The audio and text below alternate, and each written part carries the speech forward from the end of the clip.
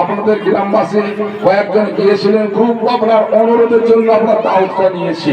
তার কারণ বলার মতো পরিস্থিতি নাই। রাত্রে প্রত্যেক রাত্রে 2 ঘন্টা 3 ঘন্টা করে বক্তব্য দিয়া, এবং একবার দক্ষিণবঙ্গে, পরের দিনে উত্তরবঙ্গে, বুঝতে পারছেন 5 ঘন্টা 6 ঘন্টা 8 ঘন্টা করে জার্নি করা। এই জন্য বেশিক্ষণ বলবো না, খুব মূল্যবান কথাগুলো বলবো, মাথার মধ্যে রাখবেন, নোট করবেন। ইহকালেও কাজ দিবে, পরকালেও কাজ দিবে। বেগানে মিল্লাতে ইসলামিয়া আমরা যে দরুদ শরীফ পাঠ করলাম, এই দরুদ আল্লাহর রাসূল শুনতে পান কিনা জোরে বলুন। যে একসঙ্গে বলতে হবে। আপনার ধ্যানটা আমার দিকে, বক্তব্য আরম্ভ করিনি এখন। ভূমিকা যে আল্লাহর রাসূল শুনতে পান কিনা। বেগানে মিল্লাতে ইসলামিয়া আল্লাহর রাসূল এই দরুদ পড়ছি, এই দরুদগুলো নিজের কানে শুনে জোরে বলুন সুবহানাল্লাহ। আপনারা বলবেন কিতাবের নাম কি, কোন কিতাব থেকে পেয়েছেন, এর প্রমাণ কি? ইনশাআল্লাহ বলবো। কিতাবের নাম দালাইলুল খায়রাত। তার একটা সারা আছে যার নাম হচ্ছে আল মাতাইলুল মুসাররাত। তার মধ্যে বলা হচ্ছে যে আল্লাহর রাসূল বলছেন, ইন্নী আসমাউ সালাতা আহলে মুহাব্বতি। দুনিয়ার যে কোনো প্রান্তে হোক না কেন, যে কোনো জায়গায় হোক না কেন, কোন যদি আমার উম্মত আমাকে ভালোবেসে, আমাকে হাজির ও নাজির জেনে, আমাকে জিন্দা নবী জেনে, আমাকে আখেরি নবী জেনে মুহাব্বতের সঙ্গে যদি দরুদ পড়ে, সেই দরুদটা আমি নিজের কানে শুনি জোরে বলুন সুবহানাল্লাহ। শুধু তাই নয়, তাকে চোখে দেখি, শুধু তাই নয়, তাকে চিনি, তার পিতা পুরুষকে চিনি।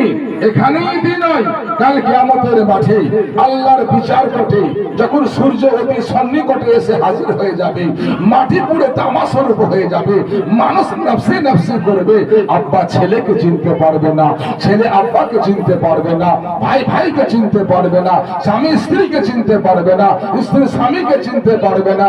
সেই করুণ কঠিন সময়ে আল্লাহর রাসূল বলছেন, আমি চিনে চিনে একটা একটা করে হাতে হাত ধরবো আর জান্নাতি বলে ঘোষণা দেব সুবহানাল্লাহ। নারে তাকবীর, নারে রিসালাত, নারে হায়দারি, হুজুর কি আমত, হুজুর কি আমত, হযরত আল্লামা মাওলানা মুফতি ইউসুফ সাহেব কিবলা। নারে তাকবীর, নারে রিসালাত, ইয়া রাসূলুল্লাহ। আবার কিছু মানুষের বক্তব্য আছে জানেন, এ বাচ্চা তোমরা তো বিরক্ত নাই।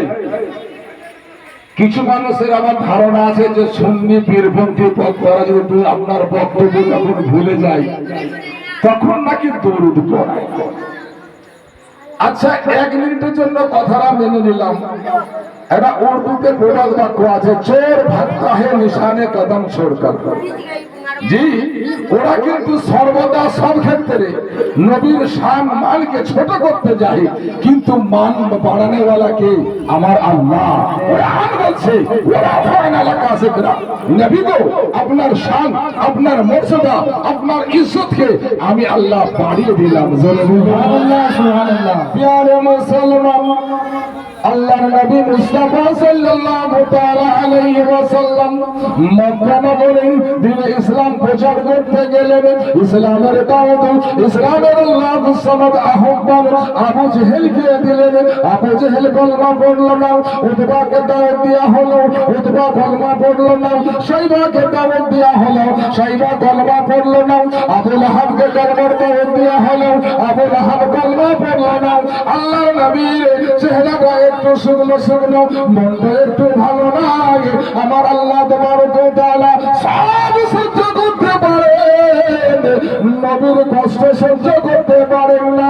আল্লাহ নবী মুস্তাফা সাল্লাল্লাহু তাআলা আলাইহি ওয়াসাল্লামকে লক্ষ্য করে আমার আল্লাহ বলেন, হাবিবে ও হাবিব, আবু জেহেল কলমা পড়ে না, কোনো এসে যায় না। উতবা কলমা পড়ে না, কোনো এসে যায় না। শাইবা কলমা পড়ে না, কোনো এসে যায় না। আবু লাহাব কলমা পড়ে না, কোনো এসে যায় না। নবী গো, আপনি আমায় আল্লাহ বলেন, আমি আল্লাহ আপনাকে মুহাম্মদ বলবো। নবী গো, আপনি আমায় লা ইলাহা ইল্লাল্লাহ